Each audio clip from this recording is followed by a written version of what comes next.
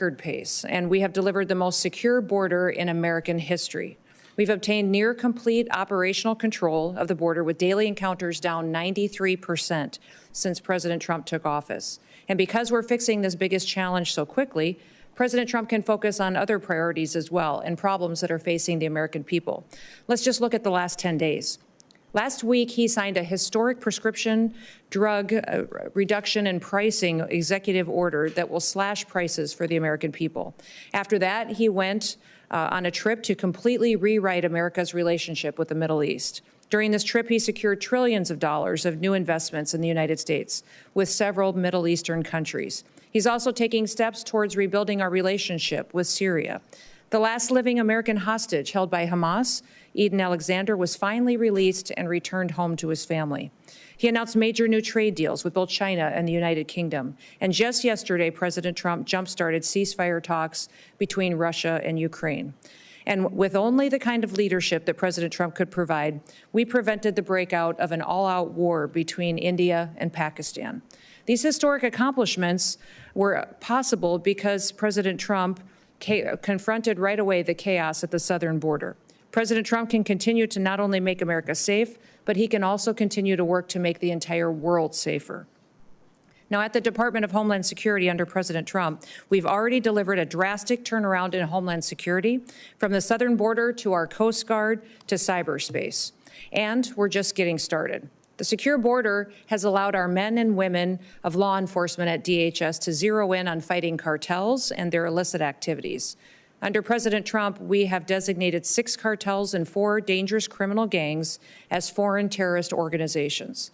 This has allowed us to take a whole-of-government approach to going after these murderers and these drug traffickers. In March, fentanyl traffic at the border fell 54% compared to the previous year. And once again, the United States is enforcing immigration laws to arrest, identify, detain, and remove dangerous illegal alien criminals. We're prioritizing those that are a public safety threat to people, especially those who are affiliated with the terrorist organizations MS-13 and Tren de Aragua.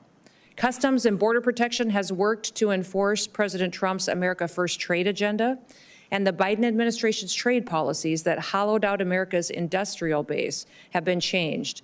We are no longer shipping our jobs overseas. Instead, we're using tariffs as an effective negotiating tool. The Department of Homeland Security is reforming emergency management in this country. We have the FEMA Review Council, which will be doing the work to make recommendations and also work with this body to change the department into something that actually gives more local and state control. And that first council meeting is today. We are also taking steps to defend the nation's transportation systems, which are vulnerable targets for attack. The Transportation Security Administration is responsible for ensuring all of the safety of individuals who travel. In a single day, there are 45,000 flights and nearly 2.9 million Americans and passengers in the United States.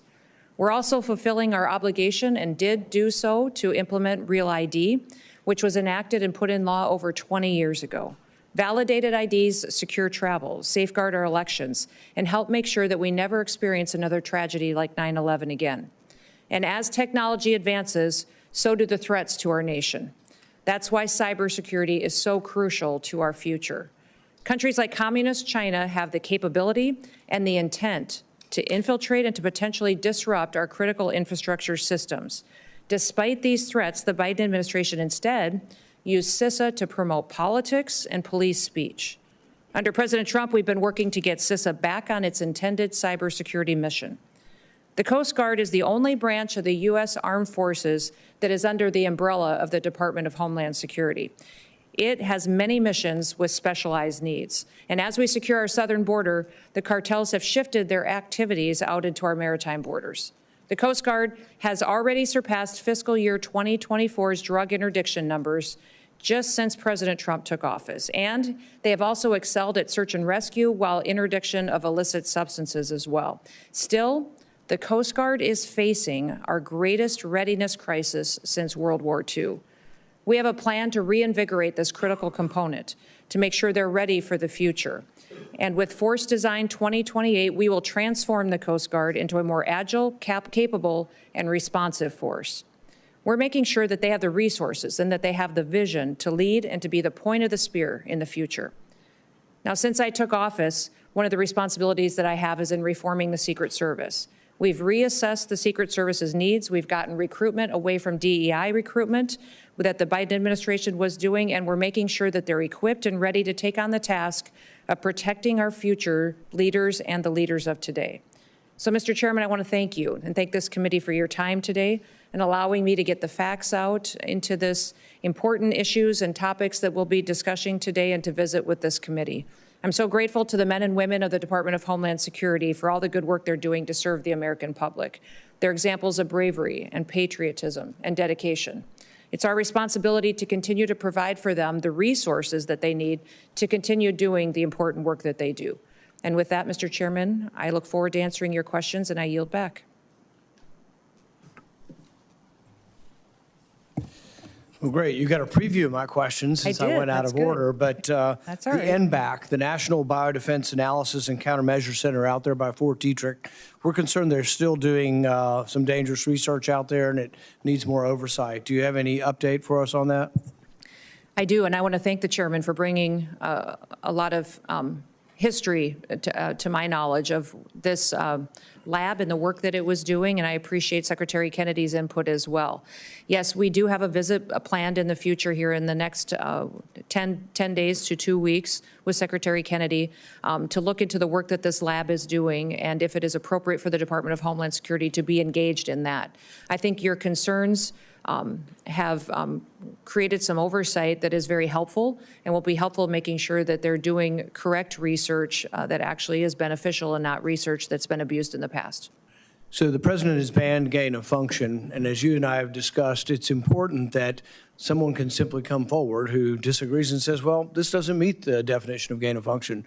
This is essentially what Anthony Fauci did when everybody said the research in Wuhan was gain of function. They were taking an animal virus, they were running it through an animal model with human lungs over and over again and adapting it to be infectious in humans. That is gain of function.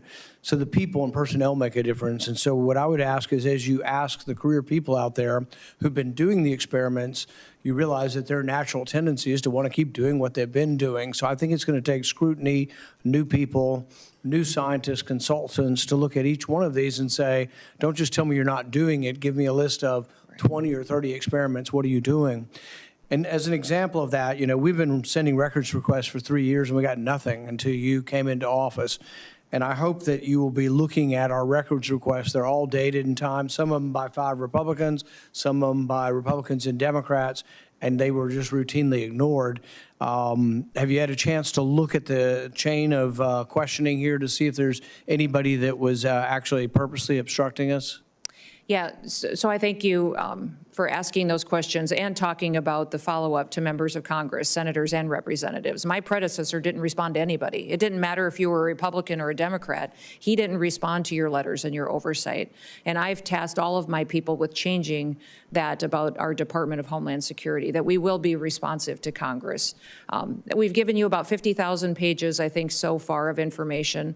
We continue to get and gather more data and facts that we can return to you so you can conduct oversight. What I would say is between NIH and the Department of Homeland Security, there are no research projects ongoing right now today or that we've been able to find as far as projects they were doing together.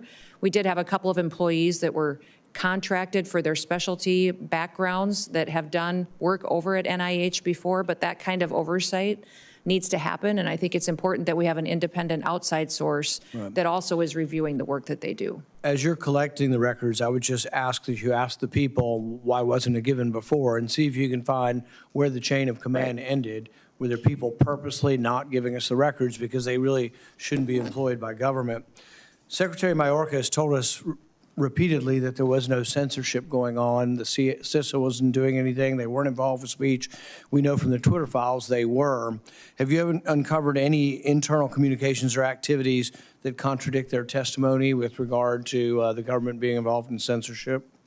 Yes, sir. We have literally found thousands of documents that have proven that they were involved in censorship and policing speech. So we will be unveiling these to this committee and making sure we're exposing what CISA was doing with a vast majority of its time of certain employees.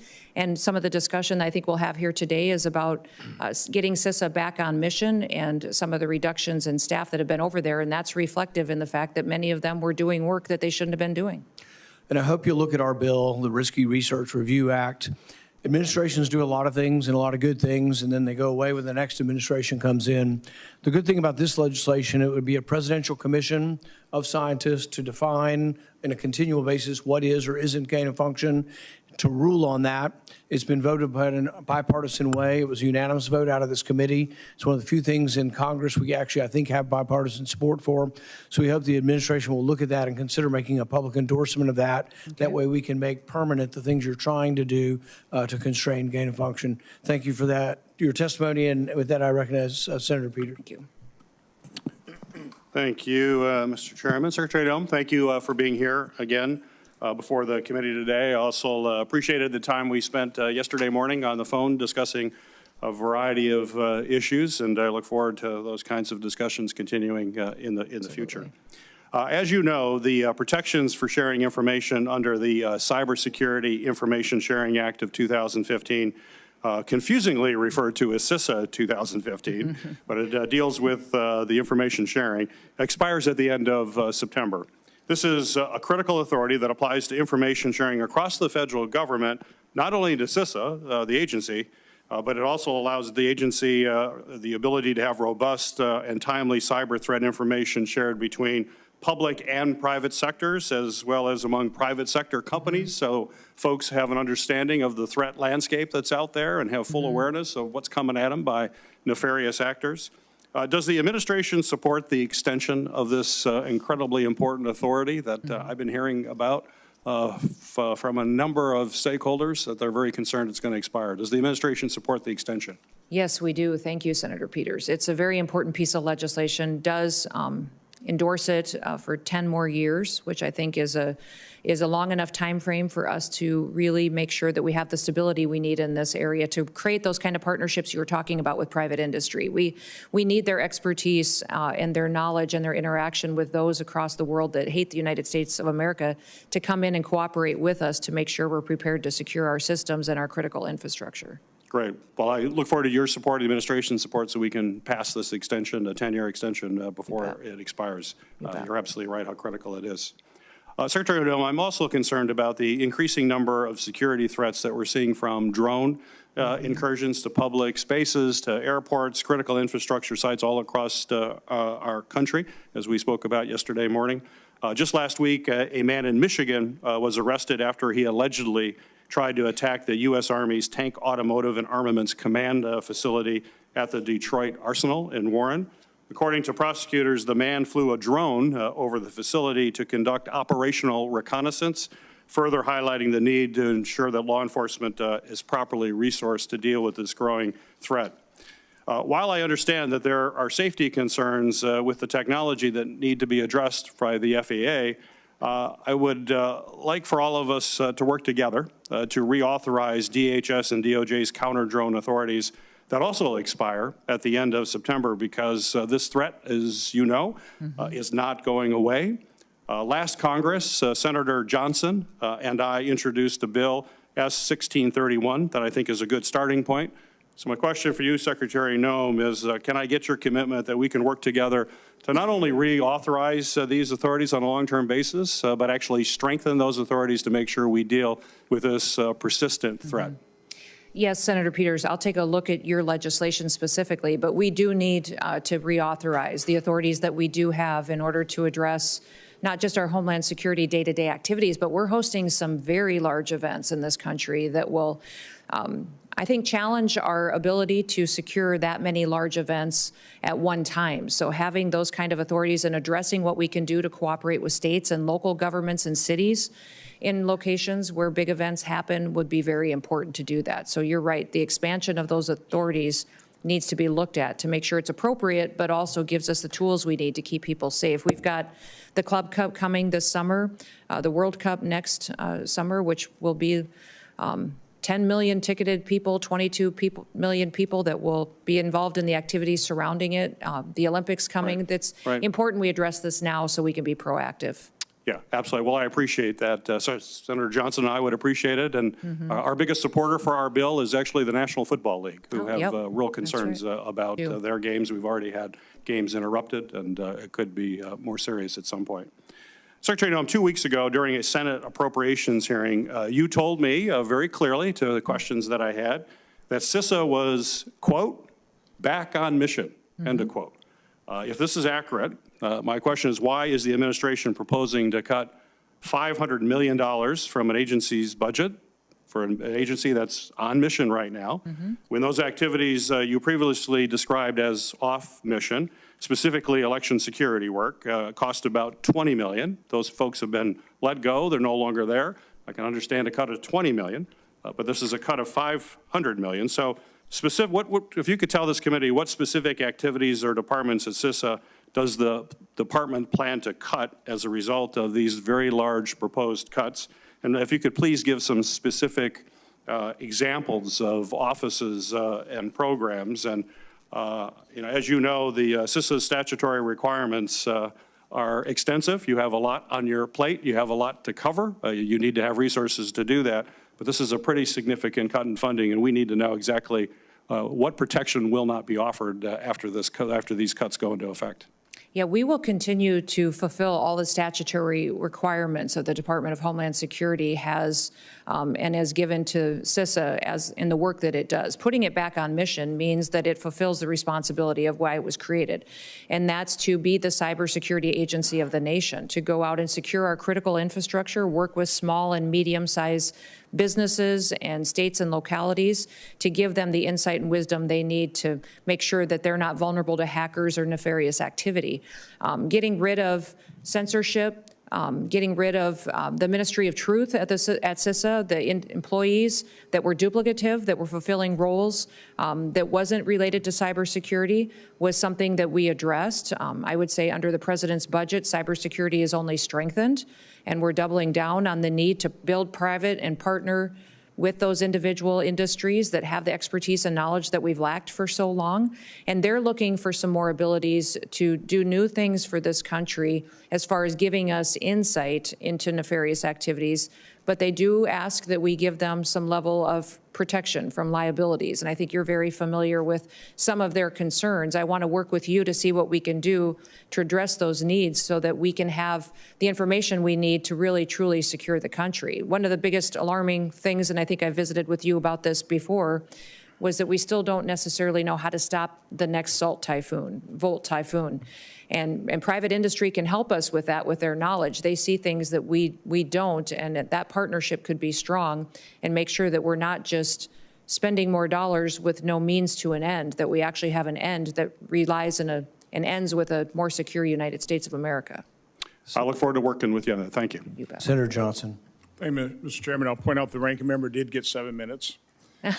Sorry. Madam Secretary. No need to be sorry, Madam Secretary. Maybe. Madam Secretary, welcome. Thank you for your service. I think you've probably seen this chart. Yes. Why don't you bring it a little bit closer here? For the first time, I've brought this chart and it's showing good news. For the previous 4 years, it described a disaster, a catastrophe, a clear and present danger to this country. And one of the reasons I want to point it up here is to point out how we were lied to during that entire 4-year period by the administration, reinforced by our colleagues on the other side of the aisle, saying we had to have Congress act. We needed legislation. Right. But the fact of the matter is, no, we just need a new president. We need President Trump. Now, I would have been happy to pass a bill to reinforce President Biden's authority to secure the border, but he didn't want to. I think what's clear about this chart is you can see when President Biden was considering re-election, he realized the catastrophe at hand was becoming politically unpopular, and so he used the executive authority that President Trump had used to secure the border in his first term, and he started actually making progress on that. So again, it's just important the American people understand that for 4 years, The Biden administration, reinforced by the folks on the other side of the aisle, lied, bold face that President Biden didn't have the authority to secure the border. He wanted an open border. That's exactly what he got. Now, the question I have for you off this chart is, in his first term, took President Trump about 12 months to go from his peak of almost 5,000 encounters per day to a little over 500. You know, remain in Mexico, the agreements he had with the third countries, that type of thing. How could he do it so swiftly this time? This is literally a matter of months. In February is 418 encounters per day on average. In March is 355. And this is stunning success. I just kind of want to get your reaction in terms of how he accomplished it, how you guys accomplished this. You know, I would say, Senator, that the president used not only the laws that were already on the books and started enforcing them, he also made sure that he talked about it and messaged it. Throughout the campaign, he talked about the need for a secure border. What we need to remember constantly in this country is that the world listens to everything that we say and what our leaders say. And he told me specifically when he nominated me for this position, I don't want you just to go and run the Department of Homeland Security, secure the border, and make sure that our agencies are back on mission. I want you to tell the world what we're doing, because the only way they're going to stop coming to this country is if they know never to leave their home country. If they know that we're enforcing our laws, they will stop coming. And that's exactly what's happening. Because of our messaging, because of the fact that we have actively talked in Guatemala, in Honduras, in Mexico about don't come to the United States anymore illegally. There will be consequences. They have stayed there. In fact, we're showing now in the Darien Gap that it's reverse migration, that people that got to Mexico never even made it to the border. Now they're turning around and going back home. When I was in Mexico visiting with the president there and with government leaders, she said specifically they think there could be 500 to 600,000 people that just stopped in Mexico that turned around that were never even countered that reached our border. I think that's why in March you saw less than 200 encounters a day.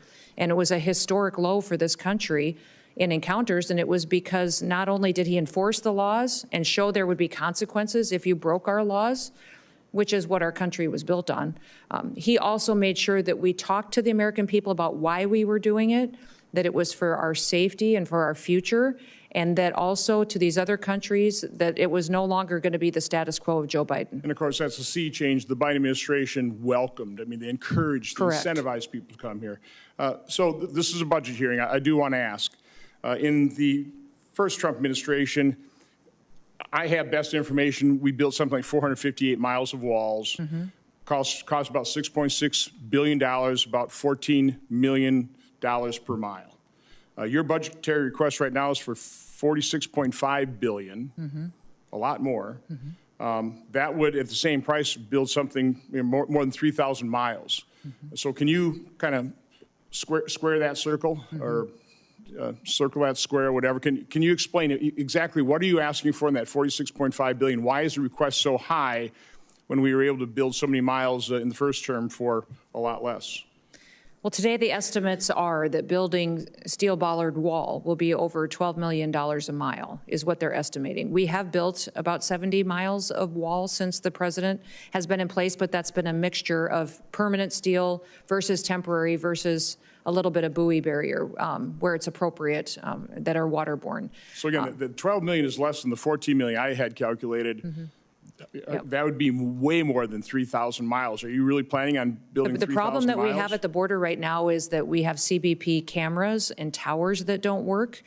We have some authorities there with the FAA on infrastructure that helps us do surveillance of areas where there isn't a wall that is not even operational. I would say 1 out of 3 actually are functioning today, which makes the individuals that are there work even harder. And we know that we talk about gotaways and what happens today. The truth is that there's portions of this border that we still don't necessarily know what happens there 24/7. So we need. We're $37 trillion in debt. I'm just going to ask that you and the department sharpen your pencil on that wall request. I think it's more than you need. Okay. Again, I'm happy to provide the support you need to secure the border, do the deportations, but we need to be very concerned about how much we're spending, and it needs to all be justified. Thank you. Thank you. Senator Hassan. Thank you, Mr. Chair. Good morning. Good morning. Madam Secretary. Secretary Noem, The White House Deputy Well, Chief I'm of gonna Staff follow up on recently said that the Trump administration is actively looking at suspending habeas corpus. Last week, you were asked about this, and I want to clarify your position because it's obviously really important to get this right. So, Secretary Noem, what is habeas corpus? Well, habeas corpus is a constitutional right that the president has to be able to remove people from this country and suspend their right let me stop you, ma'am. Habeas corpus, excuse me, that's incorrect. President habeas Lincoln corpus, used it. Excuse me.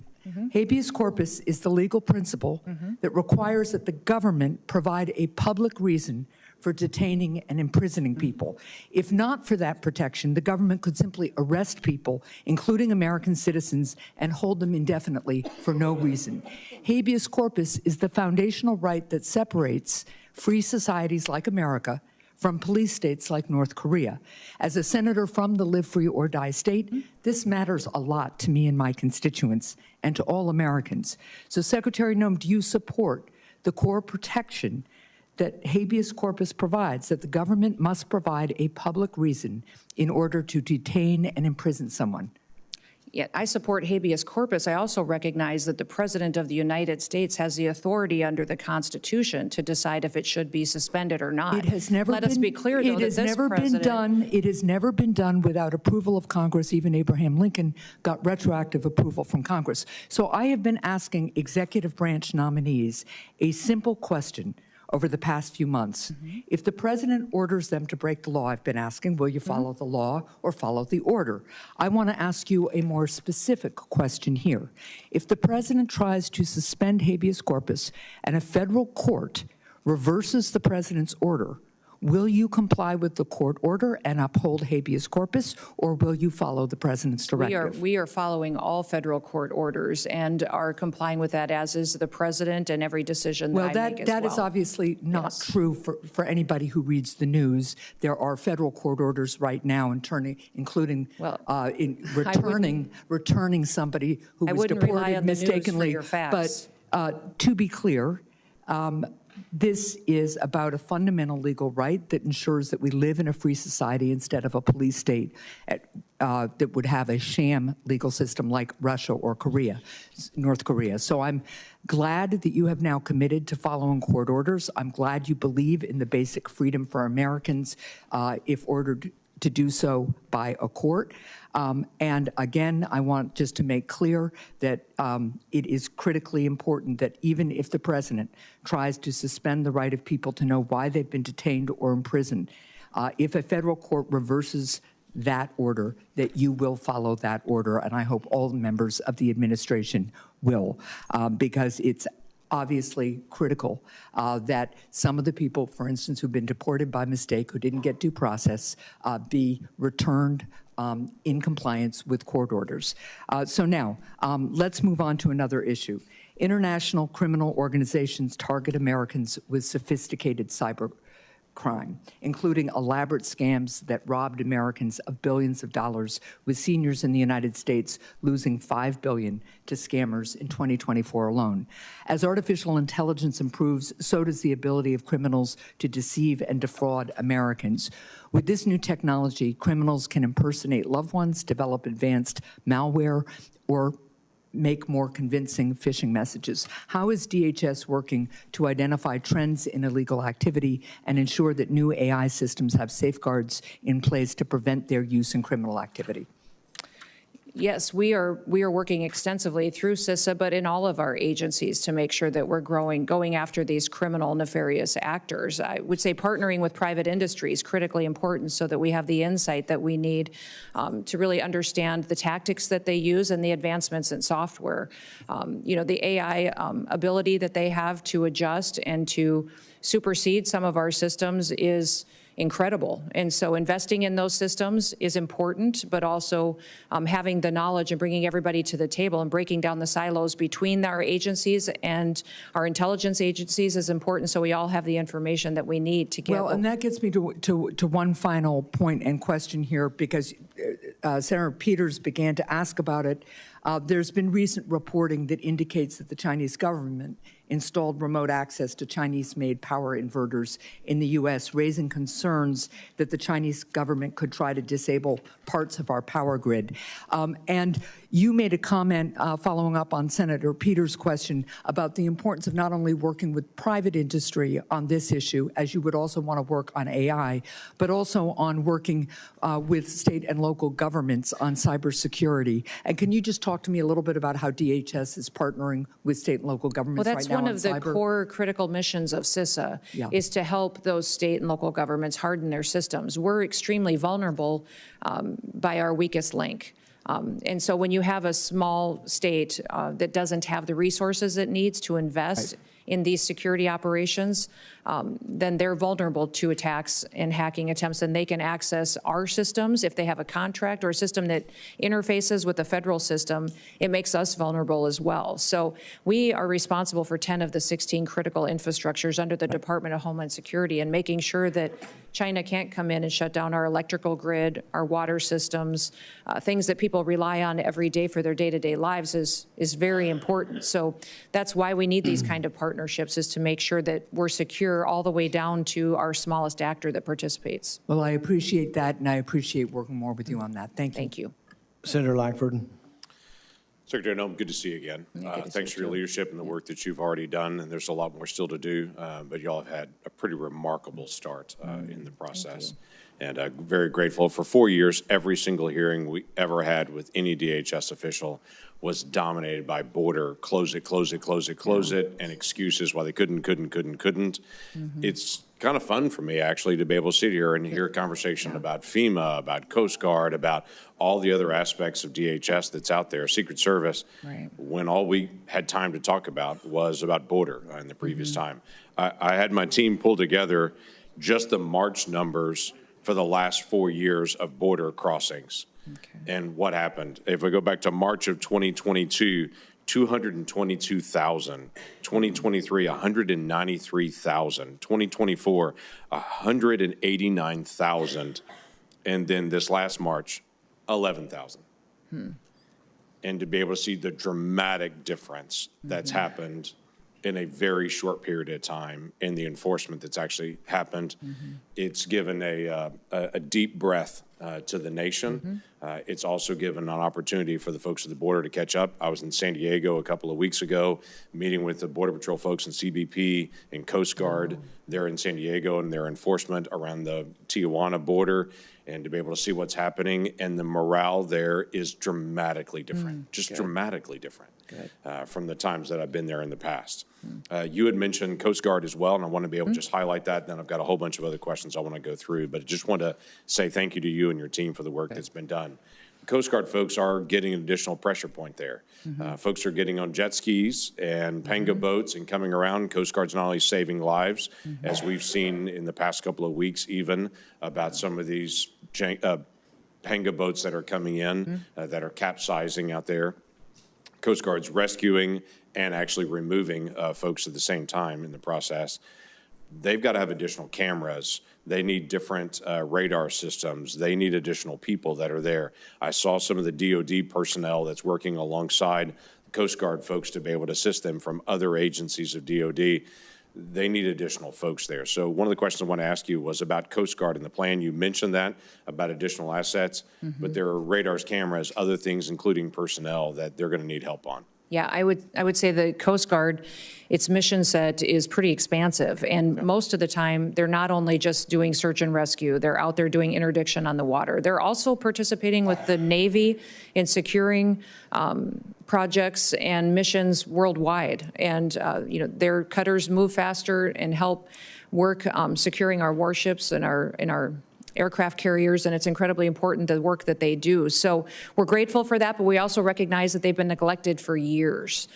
They've got cutters that have been delayed. We're outmanned by Russia and China every day in the Arctic region, in the Indo-Pacific region as well. We need more assets, but down on the border specifically, you talked about the fact that these cartels are using faster boats with faster engines and jet skis to outmaneuver the Coast Guard, and that's how they're penetrating into the country and proliferating their drug use and human trafficking. So we're going to continue to get them the assets they need. They need airframe. They've got several that have been grounded because they can't even be maintained anymore. They need cutters, but they also need counter-UAS technology.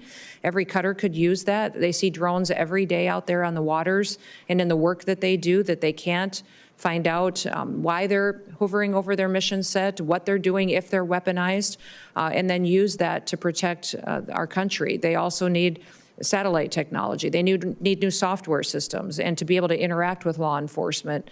Their communications. I talked to one Coastie when I was out spending time with them on the front line, and thank you for spending time with them, by the way, because that doesn't just mean the world to them. I think you learn in a different way truly what their needs are. One was carrying around 2 radios that probably weighed 5 to 7 pounds each. And I said, why are you carrying 2 radios? And he said, well, this one's an old one that doesn't really work, but this one is even older than that doesn't have some of the channels this one has. But, you know, I have to carry 2 of them to cover all my bases. And, yeah, I wish we could get the newer one. Then I could put both of these down and it weighs half as much. So this guy's walking around with his belt filled with not only all of his other equipment, but also these radios. And it's that we can't afford to buy him a new radio that was already released 5 to 10 years ago, but we haven't upgraded for these individuals. So some of that stuff could be addressed and is very important for us to do so. Well, thank you. Thanks for paying attention to that as well. That's going to be vital for us in the days ahead. Just quick comment on a couple of things on this. Our team has reached out to your team. There were a lot of things the previous administration would never turn over to us. We're doing some investigations to try to get data. For instance, on the Parole Plus programs that were done, we could never get any data on that. We're trying to figure out where are those people, what actually happened to all of them. And so we'd like to be able to get some of that information. So we've got several pending requests with your team just to be able to get those things. And the other thing is on the FEMA grants, based on the tornadoes and the storms that have come through much of the Midwest, including states like Kentucky and Oklahoma of late, some of the building resilient infrastructure and communities, some of those grants, there's a hold on, and we're just trying to be able to figure out the future of that. So just some additional information would help our communities to be able to prepare as well. Mr. Chairman, thank you. Absolutely. Senator Blumenthal. Thanks, Mr. Chairman. Thank you for being here, Madam Secretary. I'm sure you've seen the recent reports that your agency is going to sponsor a reality show, TV show, in which immigrants would compete for U.S. citizenship. Is DHS seriously vetting a reality show for immigrants to obtain U.S. citizenship? Your spokesperson is quoted in the Wall Street Journal. I'm going to ask that article be in the record, Mr. Chairman, if there's no objection, saying that, quote, it's in the very beginning stages of that vetting process. Each proposal undergoes a thorough vetting process prior to denial or approval. Sir, we have no knowledge of a reality show. There may have been something submitted to the department, but I did not know anything about this reality show. Until the reporter reached out, we told him we have no knowledge of it. We don't know what he's talking about, and they still printed wrong information. So that article, in fact, they had to change it later because they lied so bad, and they had us on the record saying, I had no knowledge of a reality show. The department didn't. There may have been something submitted somewhere along the line because there are proposals pitched to the department, but me and my executive team have no knowledge of a reality show, and it's not under consideration. Your response is to confirm that you will not do a reality show. There are no plans whatsoever to do a reality show. And that your spokesperson was completely misquoted as saying that it was being vetted. That article was completely inaccurate and false. And the fact that they printed it when they knew it was false was a dereliction of their work. Let me go to some of the expenditures that your department is making. $200 million for an ad campaign fawning over President Trump's supposed accomplishments. $21 million between January and April for transporting around 400 immigrants to Guantanamo Bay. About half of them were flown back to the United States. $6 million to El Salvador to imprison 300 individuals in a prison known for grave human rights violation, and many more, including $1,000 to immigrants wishing to self-deport. I understand one of the planes left within the last 24 hours. None of these expenditures are in your present budget. Aren't you going to run out of money before the end of this fiscal year? The continuing resolution doesn't cover any of them. No, all the dollars being spent are being utilized as authorized and appropriately for the situation. Well, that flight that left yesterday, though, under the continuing resolution or any other way that we normally authorize monies. You're just spending recklessly, and it would seem wastefully, without authorization. That's against the law. Well, Senator, I completely disagree with you. I'm doing the job that the Secretary of Homeland Security is supposed to be doing, the one that the last secretary refused to do, that endangered the future of our country. You may think what you're I'm doing is making job, sure we're enforcing our laws, and that people who are here that are criminal, illegal aliens are returned home. You are acting in a way you think you're doing your job, but the American you also people have a responsibility told to us follow to the do law. this job. The American people overwhelmingly in the last election said, we want a secure border. We want to make sure that no longer are the scales of justice tipped in favor of your criminals. Legal authority and spend money that is not in your budget. All money is being spent according to how it is authorized and appropriately. Let me ask you about the money that is being used to supposedly repatriate Afghan allies, refugees to this country from the Taliban, Ukrainians who have fled here from Russian aggression. Can you confirm that money is being taken from the foreign aid allocation? Are you talking about the temporary protective status program? Correct. Yeah. So the repatriation, supposedly, of those individuals here under the temporary protected status program. Yeah, so we do have thousands of individuals that are here that have been protecting or been participating in the TPS program.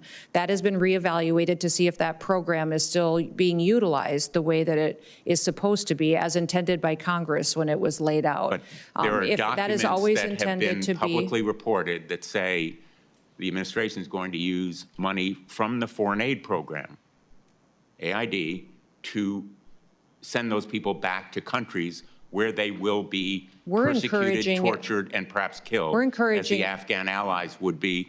Let me finish my question, ma'am.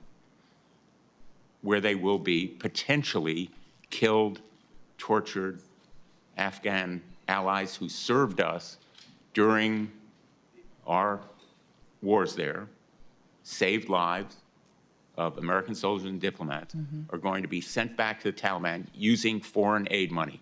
Can you confirm that's the plan that's been reported in the Washington Post this morning? No, I won't confirm that because that's not true. Those individuals have an opportunity to apply for asylum and other programs where they will be protected if their lives are in danger from the government that's in their country. Who can't time has expired. Senator Moody. Thank you, Chairman Rand, and welcome. Thank you for being here. Yeah, thank you. I think I can speak for everyone in this room and everyone in this country that you are a welcome addition as the head of DHS. In fact, you heard time and time again from everybody that's been questioning you. They sought repeatedly documents from that agency. I litigated as Florida's Attorney General against DHS and Secretary Mayorkas and sought documents. And as part of that, and I hate that it took litigation to uncover what I believe was the most destructive cover-up in our nation's history. But I uncovered plans by DHS when the border was overrun to just step back and let everybody come in and facilitate that. Plans to push quotas into the interior daily. Plans to build illegal programs to bring more and more people directly here from out of our country here. Plans to illegally release people into the U.S. that had been brought here for prosecution, solely for prosecution for drug crimes from outside our country. And when they finished their decades-long prison sentence as drug traffickers, instead of historically as they would have been deported, they put them back into the community in which they were prosecuted and released them.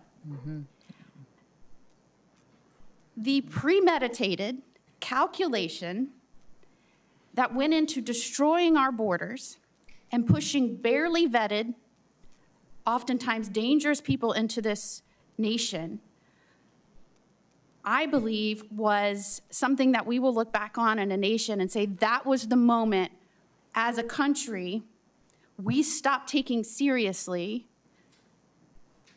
protecting the sovereignty of our nation, our security, and making sure first and foremost we were keeping an eye on the plans of our enemies and the weaknesses that we had as a country. And I cannot thank you enough for stepping up and coming back to work, coming to DC, having been home in your state, coming back to the swamp to try and reverse the damage that was done. In fact, we've been talking a lot about cover-ups and things that were kept from the American people in the last administration. Your predecessor sat here and testified to Congress time and time again while I was busy litigating as an AG, uncovering the real plans. The border is secure. The border is secure. The border is secure. Time and time again, he lied. And in terms of someone that needs to be held accountable for perjuring themselves, it's not just about not providing information. It's about lying to the American people as he systematically made our country weaker and put their lives and their families in danger. I think that is abhorrent. I cannot believe a person was allowed to be trusted with the responsibility he was given, and I am so glad that you're willing to be here and take questions and provide documents about that. The Coast Guard is one of the things I think you said to testimony. It's been neglected for years. Our service is outmanned and equipped by Russia, China, and the cartels. We need cutters.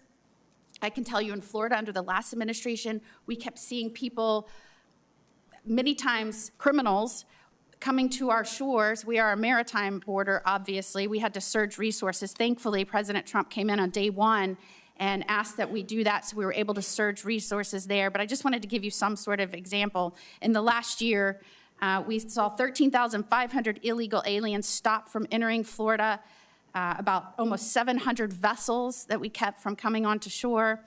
So important that we get the Coast Guard cutters, get those ships built, ramp up assets. Thank you for that commitment. I am concerned that we might, in trying to do that so quickly, much needed, that we give foreign nations or companies outside the United States contracts. Do I have your word you will look at how we can readily increase our Coast Guard assets like our Coast Guard cutters, but using American businesses? Absolutely. That's one of the things that Force Design 2028 focuses on, is making sure that we're building those kind of partnerships to meet the needs that the Coast Guard has. And I'd say our greatest asset is our people. I'm so thrilled with the fact that Coast Guard recruitment is at 108% of its recruitment goal, just because of the excitement to serve in a fleet that gets to do its mission again and recognizes that it's been neglected for too long, but there's a focus and a recognition of the important work that they do.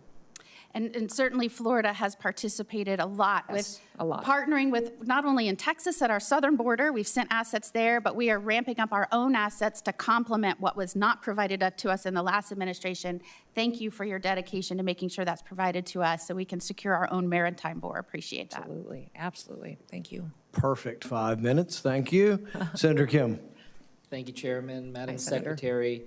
A press release came out from the Department of Homeland Security a couple days ago. It said that members of Congress in New Jersey that went to the Delaney Hall ICE detention facility could, quote, could have just scheduled a tour. I guess I'd just like to hear from you if you can confirm that you understand that members of Congress by law are allowed to show up unannounced to conduct oversight visits of ICE detention facilities. Yes, they can conduct oversight, but Senator, what I would ask is that they understand that that doesn't mean they could show up with a mob with the intention to break in and assault law enforcement officers. That's what happened at Delaney Hall last week. You're familiar is that those individuals and those members of Congress were surrounded by criminals, creating criminal and perpetuating criminal acts. You understand that but when they were you show up already and ask for a tour, the we've facility. facilitated every single tour that every member of Congress has wanted. We've always done that, and we have to, when we have a tour, also make sure that we've addressed security concerns and have enough staff and all of that, and we were accommodating that when those individuals showed up and they decided instead to break in. You know that they were already on the ICE premise, already facilitating into having the tour when there was the arrest of the mayor. They were not breaking into They had broken through the outer fence, and they were interior on federal property when the crimes occurred. They were invited in by ICE as the ICE was preparing to give them a tour. That doesn't give them an excuse to start punching law But you enforcement understand that they were not officers. storming the fence. Well, I at don't the- understand. Are you making excuses for their behavior that day? I'm just trying to clarify what exactly happened. Oversight is an important part of what Congress does and what you provide to our department, and we welcome it. We give tours when members of Congress ask for it. We just ask that they not be politicized, that they actually are there to provide the oversight that is needed to ensure that we're doing due diligence in our job.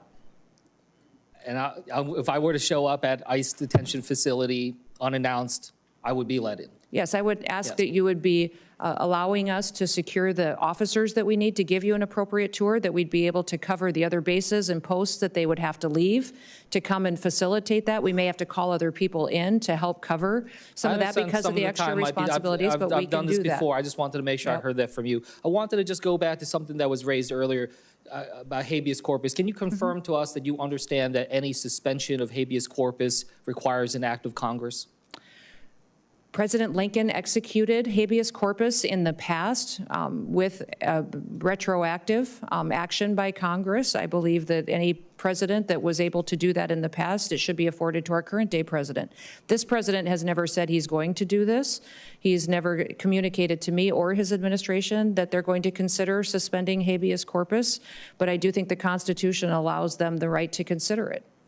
When we saw what happened with, how many times has habeas corpus been suspended in our country? Once that I know of. 4 times. For certain. I'm not certain if those were. The instance that you were referring to was one where the courts subsequently showed that Congress is the one that has the ability. Do you know what section of the Constitution the suspension clause of habeas corpus is in? I do not. Nope. Do you know which article it is in?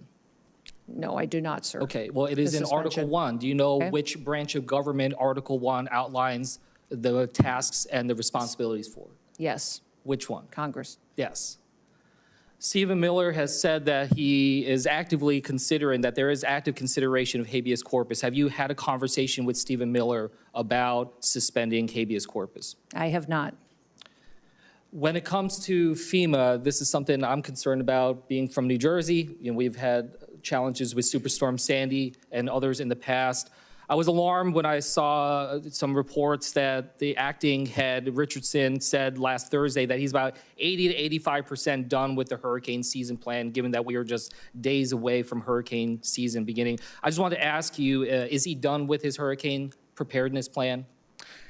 He is working diligently with the employees at FEMA and are prepared for hurricane season. What you referenced. Have you seen this plan? Have you seen this plan? Is he? Yes, I've been actively engaged in hurricane response and preparation. We're pre-staging people, pre-staging equipment. Is that We're making sure that we have tabletop exercise we're running through with all of our regions on what their response will be.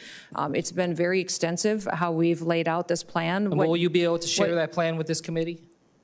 I will check and make sure that I can, but I would think that we would be able to do that. I can't see any reason that would be. Just one last thing. A couple weeks ago, you said that you were considering restarting in-person training at the National Fire Academy. I just wanted to ask if you're prepared to tell this committee that that you are moving forward with restarting in-person trainings. Yes, the plan is to do that again. So that has been approved to restart? Yes, it has been. Okay, thank you. And with that, I yield back. Senator Scott. Sure. Thank you, Chairman. First, thanks, Secretary Noem, for being here today. I want to take this opportunity to thank you and President Trump for returning the Department of Homeland Security to its core mission of securing the homeland and making communities safe again. We had an increase in threats under Biden and a complete open border. You have prioritized our border. Daily border encounters have plunged 95% since President Trump took office. Is that correct? That is correct. You're finishing the border wall. In 100 days, DHS already has 85 miles of new construction, either planned or under construction. That is correct. That sound right? Yes. The Trump administration has reunited nearly 5,000 unaccompanied children with a safe relative or guardian after the Biden administration completely lost track of over 300,000 of these vulnerable minors. That sound right? That is correct. The United States Customs and Border Protection and the U.S. Coast Guard have seized nearly 232,000 pounds of fentanyl and other illicit drugs, stopping them from ever reaching American communities or Florida shores. Sound right? That is correct. And you are bringing accountability to the agency. It's incredible what we can do with a willing partner like you and President Trump, who actually want a secure border and enforce our laws. Secretary Mayorkas has testified repeatedly before this committee and lied to my face, saying that our border was secure. Clearly, it was not. Worse, the Biden administration dismantled every process and system we had in place to secure the border and allowed millions of illegal aliens, including hundreds of known terrorists, to come into our country unchecked and unvetted, wreaking havoc and bringing drugs. They were welcomed into our country by Mayorkas and the Biden administration. Secretary Noem, you've been working for months to fix the mess your predecessor left behind. Is the border secure? Yes, it is. Besides additional resources, which you clearly need, what legislative fixes do you need from Congress to maintain a secure border? Well, Senator, thank you for the question. This border is the most secure border that we've ever had in the history of the United States of America. But what we need to do is address the areas that are still vulnerable. And those areas require technology, wall infrastructure, more individuals at times. We need surveillance equipment, camera equipment to be fixed. Only 1 out of 3 CBP cameras are really functional right now. So the reconciliation package is incredibly important for us to have the resources we need at the border, but also to make sure that CBP can continue to do their work that they do of our ports of entry, assessing tariffs and collecting duties, all of that. But beyond that, reconciliation has needed assets for other areas of our national security portfolio. The fact of the matter is the Department of Homeland Security is one of the largest agencies with one of the smallest budgets. And the task that we have taken on is gotten more and more complicated all the time as things move online, cybersecurity, bad actors get more sophisticated. And now we've let these dangerous terrorists and cartel members into our country, in the interior of our country, that threaten the American public. They need to be removed and taken out, and we're fighting a court system at times as well. So that reconciliation package makes sure that we're able to do due diligence and the work that we do and really assure the American people that we're on watch for them. Beyond that, Remain in Mexico policy to be codified would be incredibly important to make sure we have stability in that policy going forward. Some clarity and credible fear would be wonderful to have if this body would choose to tackle that. That would help us not have to deal consistently with court challenges and tie us up fighting that battle when we really should be addressing security concerns. Miami is one of the 11 U.S. cities hosting matches for the upcoming World Cup. Can you discuss how DHS is preparing for that and how DHS is working with the state and the locals to make sure they have everything they need for a successful and secure event? Yes, we are working diligently with FIFA and other entities to ensure that cities and states have the assets that they need. This will be an unprecedented world event. It'll take place in 3 different countries and many cities across our country, but also Mexico and Canada, and it will take place over a month. It's the equivalent to 10 different Super Bowls, and we will at times have 11 different matches going on in the country on the same day, and making sure we're supporting security operations in all of these cities is imperative. So having the conversations now, there's meetings happening almost every single day between our department, the White House, the federal government, and FIFA and these cities, to ensure that we have the protocols in place, the guidelines in place, universal approach to how they're going to be applied, and then what we can do to secure not just the ground and territory and access to these events, but also the air space above it. We need counter-drone technology. We need to have jurisdiction to be able to make sure that we're dealing with those threats as they present themselves, but also make sure that we have the men and women that are trained and prepared to secure them going forward. It will be safe and it will be secure. It's a lot of work because we've never done anything like this before, though. Well, thank you for all your hard work and your team. Thank you. Appreciate it. Senator Slotkin. Thank you, Chairman. Thank you for being here. You know, Michigan's a border state, so we need each other. We have a very big bridge that's being inaugurated, ribbon cut in September. We need that to be fully staffed. We have a lot going on in Michigan as a northern border state, so we need each other. But what I'm concerned about is that you've taken the mandate to close off the border beyond going after, as you say, the, quote, most dangerous illegal immigrants. I'm a CIA officer. I worked my entire life to protect the homeland. If someone's here illegally, they need to not be here. They've committed a crime by being here. They need to go back to wherever they're from. But my concern is that either through sloppiness or intent, you have gone far beyond going after the, quote, most dangerous illegal immigrants and gone into legal immigrants who were given the ability to be here, and even American citizens. And when I think about that, you know, there are lots of people in this country, including me, who have families who fled this kind of environment where they have no rights, where they have no due process, where they don't have habeas corpus. So while I'll be the first to say, coming from a state that was won by Trump, that there is a mandate to do something about the border, I think it is absolute dangerous overreach to go beyond that and start picking up American citizens and people who have the legal right to be here, lawful immigrants who have done everything right.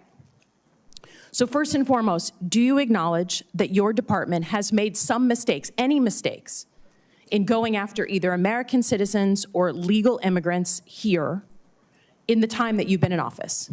We have not deported any U.S. citizens. Detained?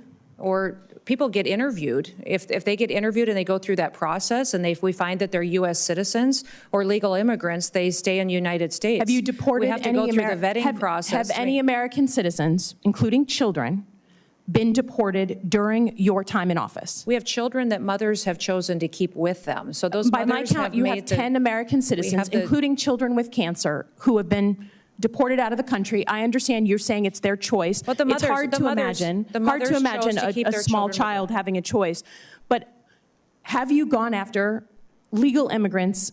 Again, your standard in your opening statement was the most dangerous illegal immigrants. Does that include PhD students and master's students at colleges across the country, unarmed? Are they the most dangerous illegal when they have status and no weapons? I don't decide who gets status through a student program. This Department of State decides that, and we enforce it. Oh, come on. That's what our Department of Homeland Security does. I just would offer that, again, I have no qualms with going after folks who are here illegally. That is not my concern. That was part of my job, was to prevent people from coming here illegally in a former life. My concern is you're sending a chill down the spine of America by going after people who either have legal status or American citizens. And when my colleagues ask you about habeas corpus, and you say, literally, we can review the tape, that you believe it's a right the president has, you sat here in front of all of us and swore an oath to the Constitution, and that is not at all what habeas corpus is. It is a right that we all get, that American citizens get, that people who are in the United States legally have. So my concern is, it's complete overreach. I don't think American citizens, even those who voted for Trump, believe that you should be able to just grab someone off the street, sloppy, who has the legal right to be here, and certainly an American citizen. And I just am concerned that while you say you're going after the most dangerous folks, what you're actually doing is going after folks for political reasons, right? A PhD student that's unarmed is not at the top of the list. And we're not deporting U.S. citizens, and we're not deporting people who have legal status here. 10 American citizens If the children have gone with their parents, it's because their parents wanted them with them. So let me ask you another question about cybersecurity. You know, you've cut $500 million from the budget. What specific programs are you cutting? Because there are programs that really aid states and locals that we depend on for cybersecurity. And we know that right now, while we may have good security in the federal government, if you are a local state official, you're depending on the federal government. So have you cut the ISAC program, the program to states and locals on cybersecurity? The president's recommended budget has a reduction in $491 million. Does it cut that program? I've heard the talking point. And what it's doing is putting CISA program back on mission. And it's ensuring that this is the most cybersecurity is going to be strengthened. You cannot say it's the most cybersecure administration if you're cutting the program to my state and to your state. It will and if you look on record, that's what you've cut. I yield back. Time has expired. Senator Hawley. Thank you very much, Mr. Chairman. Secretary Noem, good to see you. Welcome. Congratulations on securing the border in a record amount of time. The last administration came and sat where you're sitting for 4 years and told us it couldn't be done. It couldn't be done. The border was just an intractable problem. It would take years to do it. You did it in the space of really 30 days, and now the United States southern border is secure. So thank you for your tremendous work on that.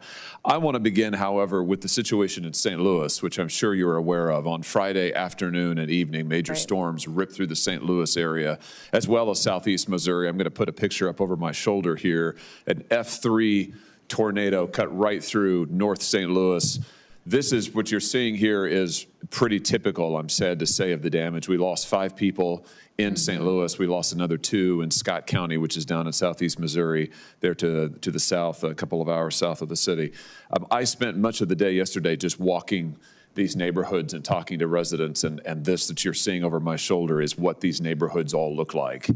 These are areas that families have lived here. In some cases, I talked to one individual, one gentleman, and he said that his family had been there since his great-grandmother came to that neighborhood in 1919. So it's that kind of a community, and they are totally devastated. Yesterday afternoon, my governor requested an emergency disaster declaration to expedite FEMA funds to help the state just clean up. I mean, just clean up the kind of rubble now that you're seeing behind me.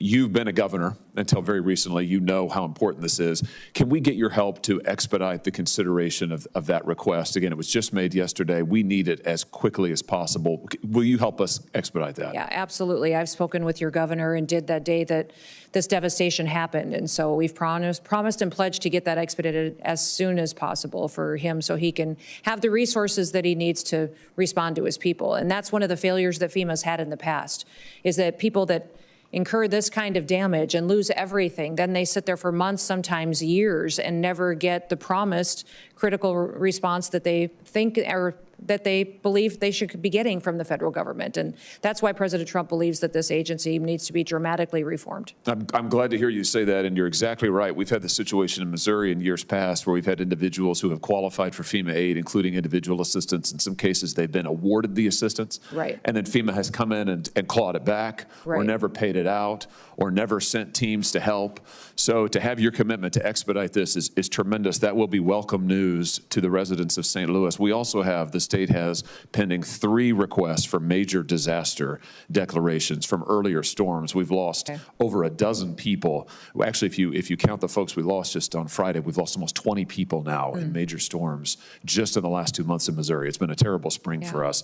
Here again, can I ask for your help? Will you commit to helping for those 3 major disaster declaration requests that are pending? Will you help expedite those, Secretary Noem, and get those in front of the president, get those approved? We are desperate for the assistance in Missouri. Yes, absolutely. Thank Make you. sure the application gets to the White House as soon as possible. Fantastic, thank you. And can I also have your commitment that if and when the president approves a major disaster declaration for this storm that just happened on Friday in St. Louis, will you expedite as much as possible FEMA individual assistance for those who qualify for it in the St. Louis area? Yes. And I want to tell you just how important that is, because as I toured these streets and walked and talked with the residents, what I heard over and over is many of these folks don't have insurance. Yeah. You know, many of these folks, they either got their homes from a family member, or they bought them from a family member, so they don't have a mortgage on the property, and therefore they don't have homeowners insurance. So, as you know, having been a governor, in many instances, FEMA assistance is going to be the only assistance that they're going to get. And I just had a hearing in this committee and our subcommittee, Senator Kim and I, last week, where we talked to major insurance companies who routinely scam people by refusing to pay out the full policy awards that they are due. So I know we're going to be fighting that in Missouri. We've got to have the federal government where there's individual assistance that people qualify for. We've got to have people be able to get that. Otherwise, we're never going to be able to rebuild these neighborhoods. So you just committed, I think, to expediting that. I appreciate that. Thank you for your help in all of this. And then the last thing we'll say is can you commit also to making sure that the FEMA communication with the state and with individuals is open, is clear, is transparent? You referenced the fact that FEMA is notorious for giving bad information, for slow-walking residents, for confusing intake forms that nobody knows how to fill out, for not getting back to people. Can you commit to, as we deal with this disaster in St. Louis and others around the state, that under your leadership, FEMA is going to act with expedition, they are going to be clear in their communications, and they're going to follow up and give people the awards that they need if they qualify for it? Yeah, that's been the biggest challenge of FEMA in the past, is just the delayed response. People are counting on the assistance and it never comes through, and the paperwork is is too complicated for an individual many times to complete on their own. They need help and assistance. So that's part of the reforms that the FEMA Review Council will be undertaking. And we've got people that are frontline responders across the country that are serving on that council. And we'll take your insight as well. But we'll continue to expedite what we can with the framework we have in front of us, but do better diligence than the last administration on how we take care of people. Fantastic. Everything you said today is going to be very, very welcome news in St. Louis and the rest of Missouri this morning. Thank you for being here. Thank you for your service. Thank you, Mr. Chairman. Thank you. Senator Fetterman.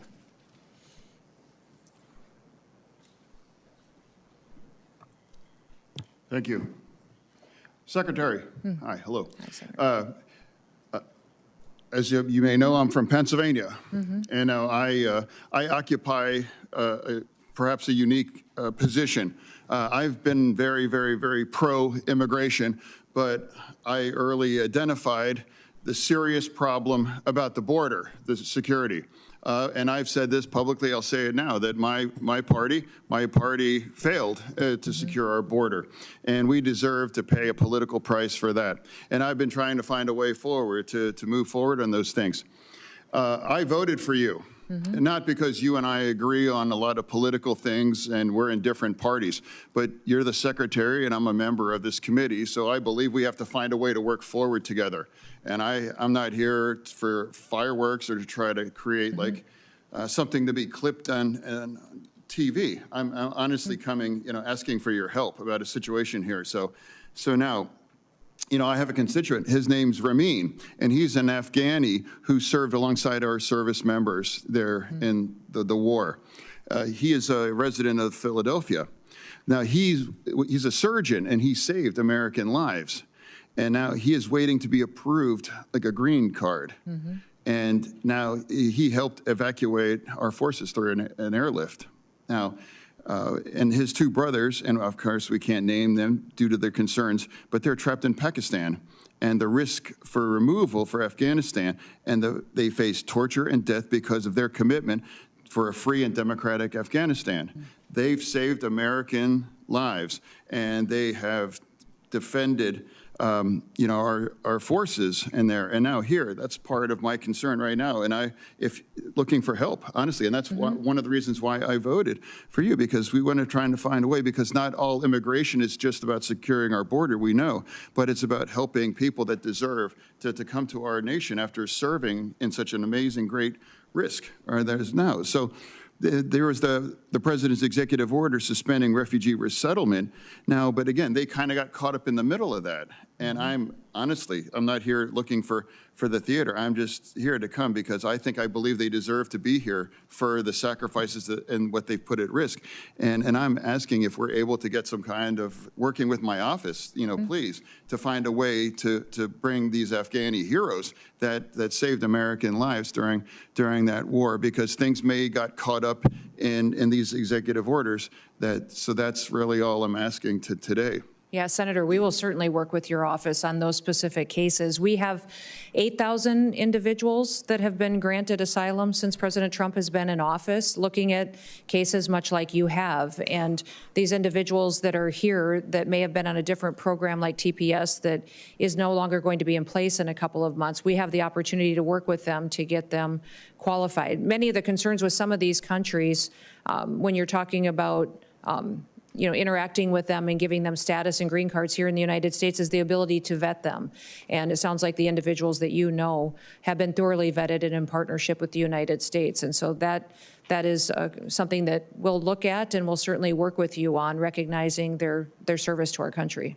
Yeah, I would be profoundly grateful if my office can work with your team, and perhaps even with state as well too. So that's all this is about too. Yep. It's a political truth that we have to find a way to work together, because there are truth and it is not owned by one side or the other. So I look forward to finding a solution here. Okay, thank you. Thank you, Senator. Senator Moreno. Secretary Noem, thank you for being here. Thank you for your work. I just want to reiterate for the record, 93% drop in border encounters. Is that accurate? That is correct. And are you aware that during the Biden-Harris administration, we had 4,000 aliens that died along the journey to come to America? I wasn't aware of that specific number, but it doesn't surprise me. Because basically we had It's a dangerous trip. It's a dangerous trip. Yep. The Darien Gap, which is right near where I was born in Colombia, went from being a supposedly uncrossable border to hundreds of thousands of people making that journey. Who benefited from our open borders policy under Biden? Oh, I would say Joe Biden certainly did. And the drug cartels Yes. that made tens of The billions criminals. of dollars? Yep.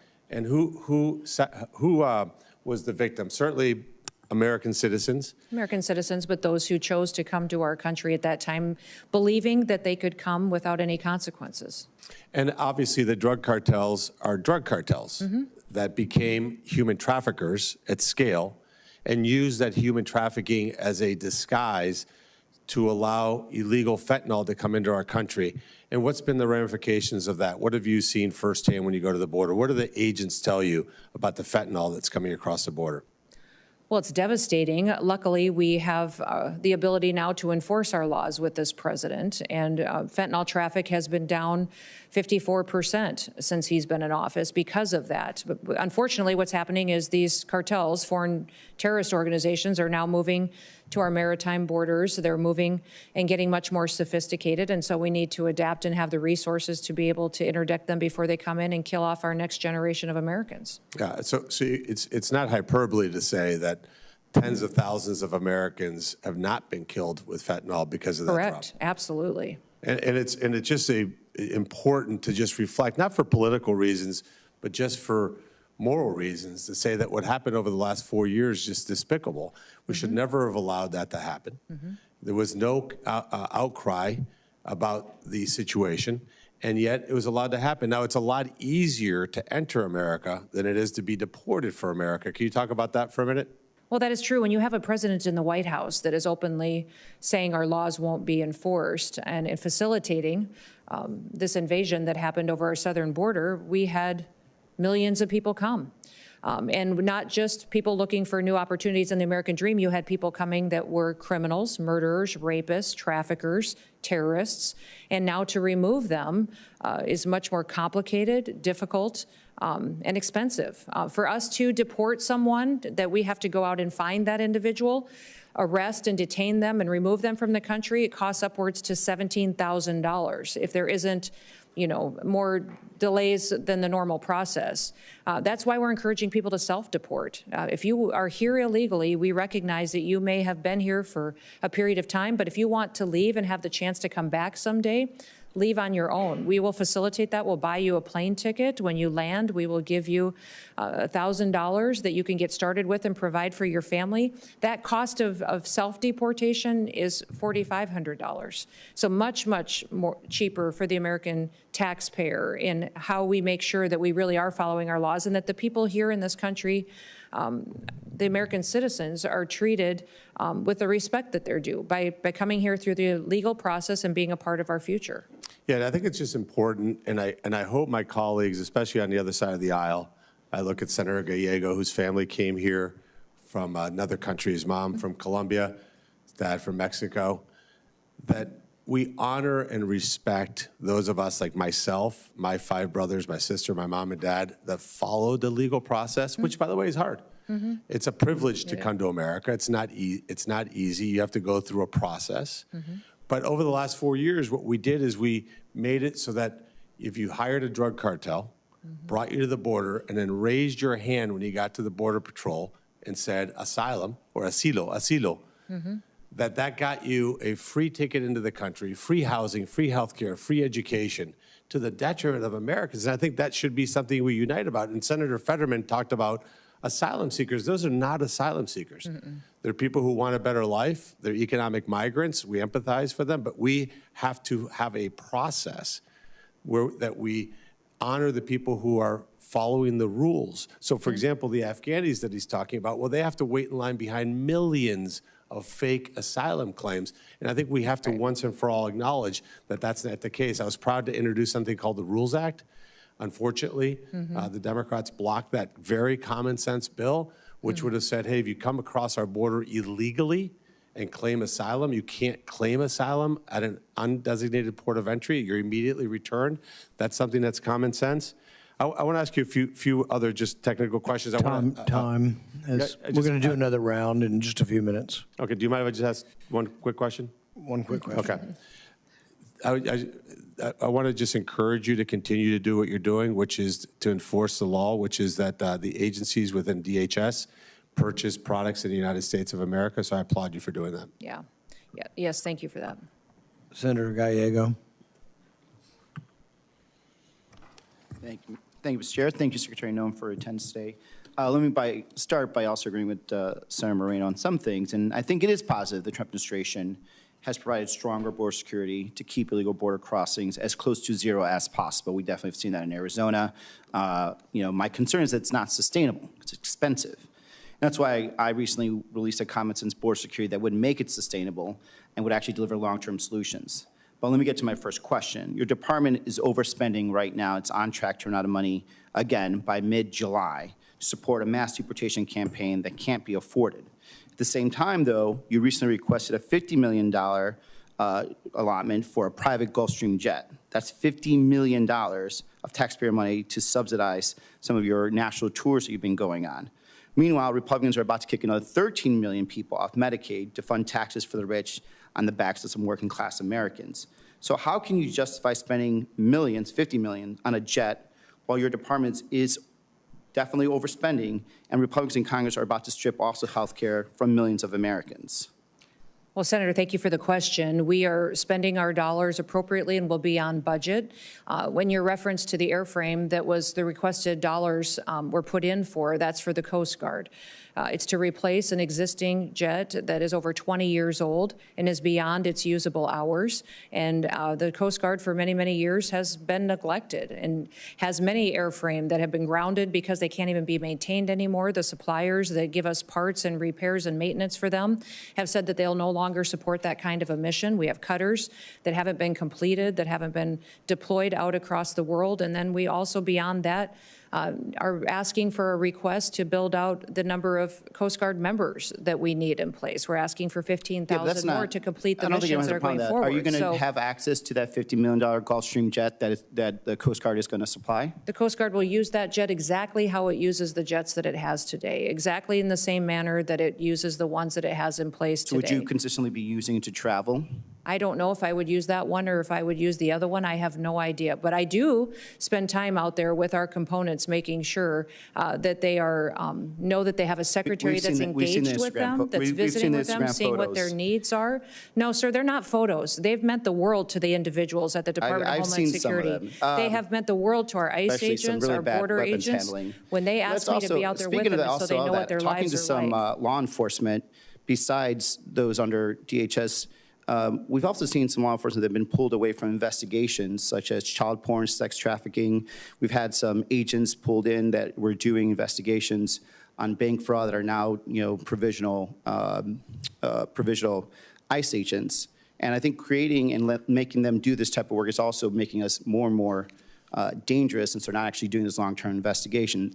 On the other hand, I have talked to some border chiefs and sheriffs repeatedly, and they've been highlighting the danger associated with cartels targeting teenagers in border communities through social media apps and recruiting them to participate in smuggling operations. And one of the bills I introduced with several colleagues here, actually, is the Combating Cartels on Social Media Act, which will help DHS counter this threat. Arizona communities cannot wait for the legislative process to play out on this. What is DHS doing to solve this problem and help keep American children and communities safe from cartel criminal activity and recruitment too? Well, that is the problem that we have. With the longer that they're here, the more established they become and the more they recruit individuals who may live in this country, U.S. citizens, or even our kids, to be a part of some their of them are operations. actually on the other side too. It's both sides. What do you mean on their side? Some of the cartels are using social media on, let's say, Mexico, yes, wherever. Yes, definitely they are. So it's back and forth. Yes, they definitely are. But they also are infiltrating our country still by recruiting our children to be a part of their networks. That's the problem. Yeah. So we're working with not just the experts that we have within CBP and ICE, but also using our other components to address some of the sophistication that we've seen in these apps, as far as CISA and partnerships that they may have with private industry that can give us insight in what we can do to deploy our own counter-terrorist activities and applications to those systems, what we can do to make sure that we're stopping their ability to communicate with our children and bringing awareness. The Department of Homeland Security has programs in different areas, such as the Know to Protect and the other programs you may be familiar with. Have you been able to work directly with the social media companies, though, not just through the legislative process? We have had conversations with the social media companies. And because by the time we get around to doing it, we're losing more and more people. So like having a very direct conversation in a concentrated effort to actually have outcomes is going to be quicker because they have the option to do it. We don't have to come in and do it. They just choose not to because they'd rather make more money than anything else. Well, that may be, but I found them very willing to come to the table. I've had myself spent dozens of hours with them, and my team has spent hundreds of hours visiting with them on what we can do to be much more proactive. So they've got some solutions that we can pursue. We'll be coming to you with some of those ideas, but I think it's important that we use their knowledge of this way of communication and recruitment to help protect our children. Get back. Senator Ernst. Thank you, Mr. Chair. Secretary Noem, thank you very much for being here today. I truly appreciate it. During your confirmation process, I had shared a story with you, and it was a heartbreaking story about one of my constituents, Sarah Root. Sarah was killed by an illegal immigrant that was drunk driving with 3 times the blood alcohol content of the legal limit. 3 times over the limit. Using a loophole in the federal law, that killer, he fled the country and he vanished for years. But thanks to your leadership, and the work of many of the brave men and women of DHS and the State Department, Sarah's killer was arrested in Honduras in a matter of days after our conversation, and was extradited back to the United States. He is in Omaha, Nebraska now, and he is going through the court system there. And believe you and me, Sarah's mother, Michelle Root, her father, Scott Root, and her brother, Scotty Root, thank you day in and day out, and President Trump for having the wherewithal to follow through to bring her killer to justice. So thank you. Thank you for that. Well, thank you for telling Sarah's story. I know you had to for many, many years. That was the first time Honduras actually extradited someone for homicide. And so I think it's very important, the precedent we set, the relationship that we built there, so that we are able to get some justice for Sarah's family. And thank you for being passionate about her. And that just proves that telling your story and telling her story doesn't fall on deaf ears with this administration. It certainly doesn't. And I want to take this time and just to point out the difference in the administrations. So after this killer fled from prosecution in the United States, he was on ICE's most wanted list. That was in the Trump administration. When President Biden came into office, he actually took this killer, Edwin Mejia, off of the most wanted list. They weren't actively trying to find him. Right. They didn't care about Sarah's plight, nor that of her parents. President Trump came back into office, and again, within that first month of President Trump being in office and you being sworn in, we had located him in Honduras and was able to negotiate for the extradition of this killer back to the United States.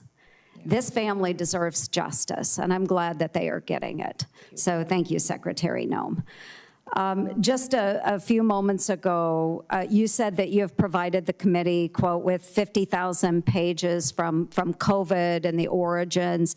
I haven't seen any of those pages yet. Will you commit to ensuring that I am able to see those 50,000 pages? Yeah, certainly. They were given to the chairman at his request, and I'll certainly forward Yeah, and them those to you as documents well. those documents are up, and your staff does have access to them. Okay, great. Thank you. I appreciate that. I know that the Biden administration had blocked us from seeing that information. So I think it's really, really important that those of us on the committee that have pursued the origins of COVID have the opportunity to review those documents. So thank you. Just in the remaining time that I have, I want to talk a little bit about the DOJ work that we have going on, and you've been a very good partner with DOJ. And I want to commend your recent efficiency. You've enhanced election integrity, and you've saved taxpayer dollars. And in October of 2024, my home state of Iowa uncovered over 2,000 cases of non-citizens. Iowa, 2,000 cases of non-citizens registering to vote or voting after self-identifying as non-citizens at the DMV. This happens every day, folks. The previous administration, again, Joe Biden's administration, obstructed Iowa's request for immigrant verification records in the days before our federal election.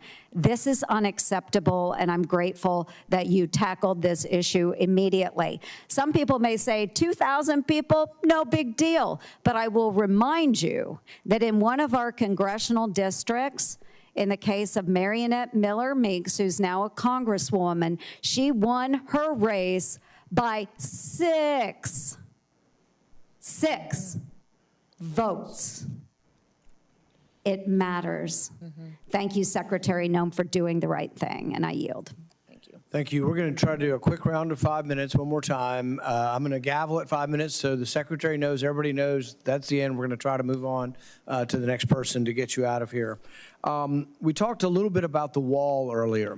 The administration has asked for $46.5 billion for the wall. The border on the Mexican border is about 1,950 miles. We've fenced or walled about 700 of it. That leaves about 1,200 miles. There's 200 or 300 miles of it that probably never going to have a fence on. It's mountainous or just impossible to fence or wall.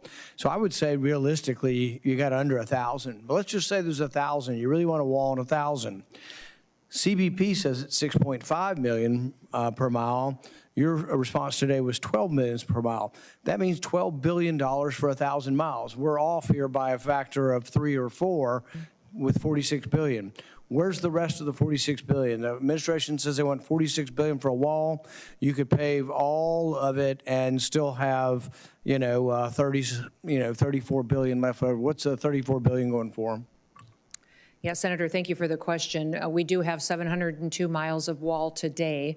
598 of that are steel. The rest of that is temporary that's in place. Since the president's been in office, over 70 miles has been erected. We have 11 contracts that have gone out and allocated. We also have 5 more that are pending. Based on the dollars that have been requested, it's not just the infrastructure that would be built that would be the actual wall construction. It would be also surveillance equipment. The number's way off. 1,000. You could do 1,000 miles for $12 billion. You're asking for $46 billion. So I'm one who's not impressed and would have to see more detail as to where the rest of the money goes. We can't just throw $30 billion out there and say things cost a lot. I agree. We'll get you the specifics on that. With regard to the drones and all the preparatory work that DHS does and the government does for the NFL and for FIFA, does the NFL pay DHS for the work you do?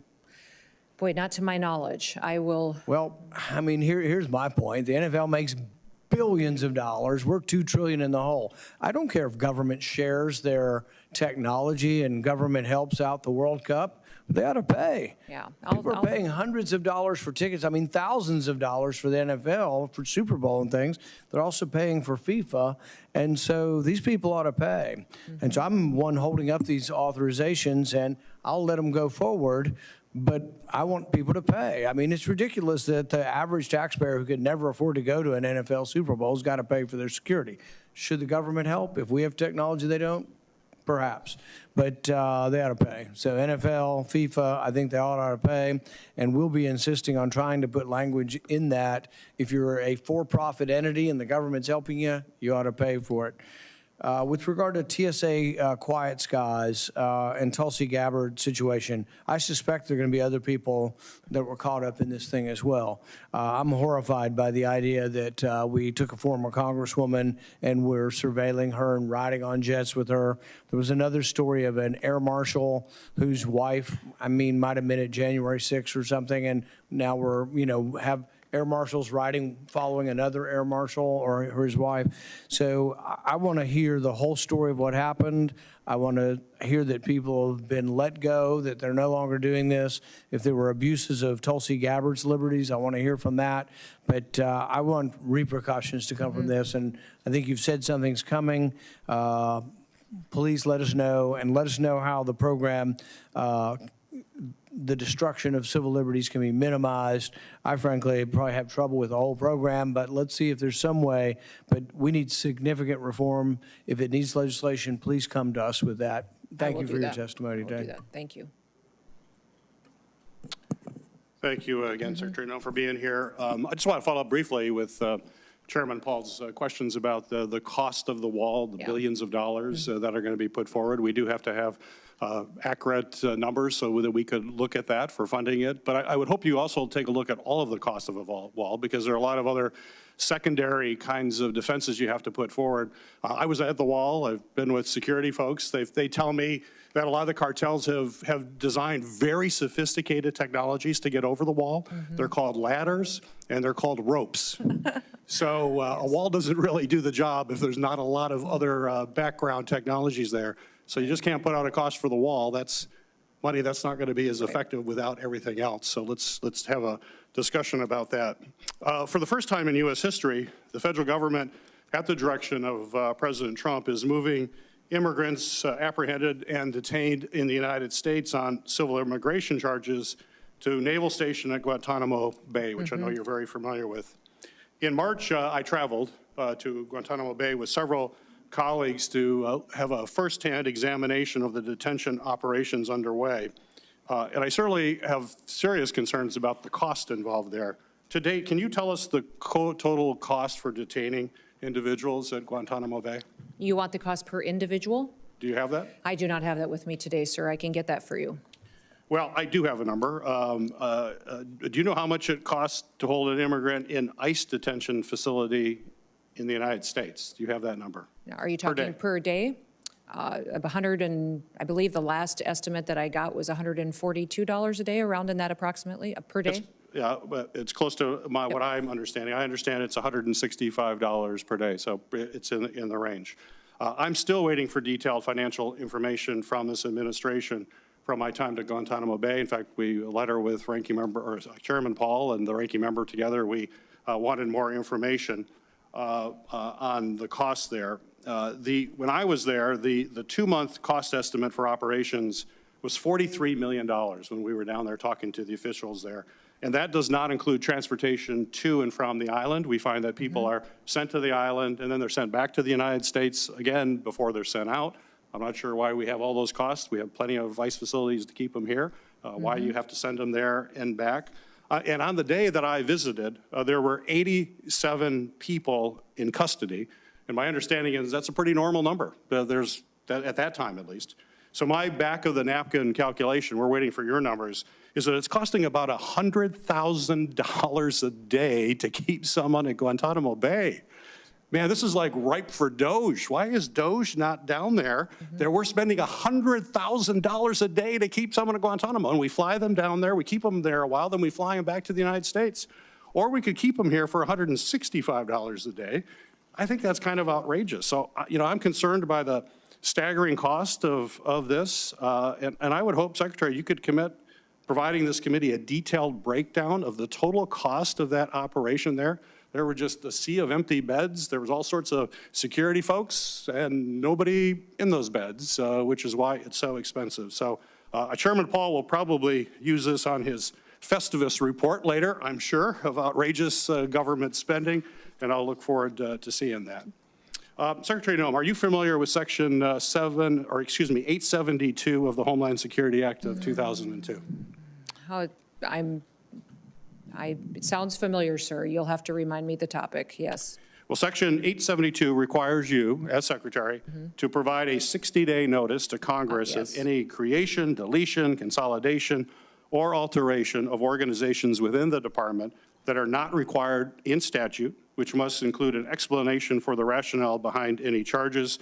It also prohibits you from making any changes to offices in the status. So my question for you is, why have you not provided notice to Congress of the changes you are making at the department? And will you be doing so in the near future? And will you include intended reduction in forces in that? For example, you've already terminated virtually the whole Civil Rights and Civil Liberties Office staff without any communication to Congress about your intent. And the only letter yesterday claiming all of the statutory responsibilities would be met, you sent a letter, but it conflicts certainly with the whistleblower disclosure that I received last week. So please explain to the committee why you are not following this law. Well, Senator, we are following that law. Those offices that you referenced are still open and functioning and providing their duties as required, but they have been right-sized. Many times the Office of Civil Rights and Civil Liberties, or the Ombudsman Office, which you and I visited about before, had grown quite expansive. They were used as a political tool, suing and attacking each other and censoring individuals and not doing the job for which they were created. So we've right-sized them, put them back on mission, and if there would be an instance to where notification is required, I certainly will follow that. Time has expired. Senator Moreno. Thank you again, Secretary. So following up on the themes that were just brought up, it seems to me that the most common sense answer and the least expensive way to house criminal aliens in the country is to not allow them to come here in the first place. Right? So it's whether it's $160 a day, $100,000 a day, it should be zero per day. And I hope that my Democrat colleagues, let's just codify what President Trump has done and prevent criminal aliens or anybody from entering this country illegally. That seems like the most fiscally conservative thing. So I hope when you're talking about these questions to the Secretary that we just say, let's just stop allowing people to come into the country illegally. By the way, that doesn't mean we don't want people to come here legally. That's the hypocrisy I just don't understand. When you're decrying the cost of housing criminal aliens, but you turned a blind eye when we had 10 million people come into this country illegally. Shifting gears real quick, you were a governor. Would it surprise you to learn that you're rated one of the top 5 most fiscally conservative, frugal governors in America last year? No, it wouldn't surprise me. I worked hard at making sure we were accountable to our taxpayers. So you are going to commit, and I think it'd be obvious, that when you are appropriated money through the reconciliation process to help you do what you need to do, that you're going to be as fiscally prudent with that money, correct? That is correct. All right, so let's talk about what they need. Certainly there's a wall, but wall by itself, to Senator Peters' point, doesn't accomplish the mission. There's all kinds of advanced technology. I was visiting Anderl. They have some incredible technology for detection that makes the Border Patrol agents' lives. You're looking at technology like that, right? Oh, absolutely. That's one of the discussions that we've had quite often with members of Congress and in these committee hearings, is just the wall will look very different based on where it is, plus the wall was never finished, even where you have a steel bollard wall. Many times they erected the steel bollard wall but didn't build out the technology to support it and to keep individuals from throwing ladders and ropes over them. There's a whole system that was designed to operate together, and even when the wall was built, President Trump was never given the opportunity to complete the system that would actually secure it much better than just simple infrastructure. Sure, so physical barrier, tunnel detections. Yes, technology surveillance. And some of these technologies can determine the difference between an animal and a human, can direct Border Patrol agents safely, let them know what they expect when they're there. So those are all the technologies. Let's talk about another part of what I would call the wall, which is the human element. How was the morale of the Border Patrol agents when you got there? When you took over day one and you visited them, kind of describe briefly what that was like. Well, they were very discouraged. If you remember, many of us I think as you're being governors kind of discouraged. they were not allowed to do their jobs. They hired on to Border Patrol and ICE. I would say it's the same story, to do a job, and they weren't allowed to do that by the last administration. So now So there's recruitment challenges. Oh, there was, but not anymore. I mean, Right. Border Patrol We has have a to make sure dramatic increase. we have to make sure we pay them properly. That's So correct. that's part of the money, right, that we have raises Yes. for them. Near and dear to my heart is the automobiles that they use there. Yes. Describe the insanity of the kinds of vehicles that Biden and Mayorkas was giving. These are the most rugged terrains in America, boulders and rocks and hills. And they were sending F-150s out there with 17-inch wheels. And how many of the fleet was down just because of total and complete inability to accomplish the mission? At times, it was upwards to 30 to 40% of the fleet just was unusable, not able to be maintained. Times the percentage would increase based on the conditions to which they were deployed as well. And I know you and I have talked about this, but I just want to reinforce it on the record. We have a great company that builds cars in Ohio called Jeep. They make a Gladiator that would put giant tires and wheels on a car, and they would be an amazing Border Patrol agent. And I think even our chairman would love to see new automobiles so that the Border Patrol agents can do their job. And that's certainly part of the funding. Would that be something that you look at? Yes, it's something that we need to address. We have to, in order for them to do their jobs, they have to have the right equipment. Last question, is there anything else that we might not have asked you that you think is important for this committee to know?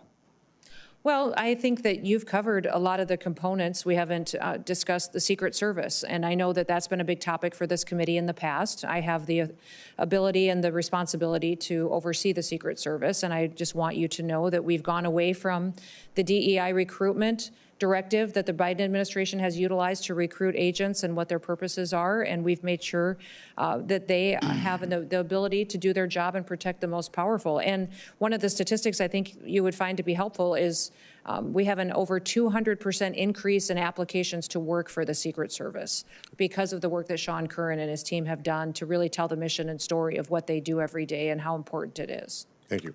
Senator Blumenthal. Thank you. Secretary Noem, on May 5th, the Customs and Border Patrol, Border Protection, CBP, quietly rescinded, I'm not sure it's even been reported, their, quote, processing of pregnant and postpartum non-citizens and infants, end quote, policy, which was issued on January 28th, 2022, citing it as, quote, obsolete or misaligned with current agency guidance and immigration enforcement policies.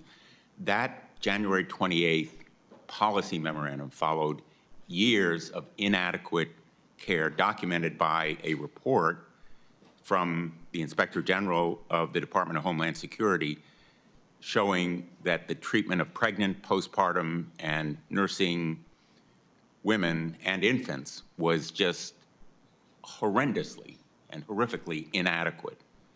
And a recent site visit by Senate Judiciary Committee staff confirmed that this problem is continuing, that pregnant women being detained do not have access to adequate health care. Do you agree or disagree that babies and pregnant women within CBP and ICE custody should receive care that are tailored to their specific needs? And why, in God's name, would that policy be rescinded providing that care? Well, Senator, I will look at the specifics of that policy and what was changed as of May 5th. I would say that everybody that's incarcerated or is brought into custody and is in a detention center is receiving appropriate care, and that we are making accommodations for individuals that have different physical situations or pregnancy. But as a matter of fact, it's not happening. And so I will look at the specific policies as to why one of the requirements may have been changed or adapted. If you have a specific to point out, that would be fantastic. You don't know about this policy? I do know about the policy change, but I've looked at the guidelines of how we handle individuals that are pregnancy. You do know about the policy change. How could you allow it to happen? Well, sir, what are you finding wrong with what we do with individuals who are pregnant that are in our detention centers? Is there concerns I should be addressing?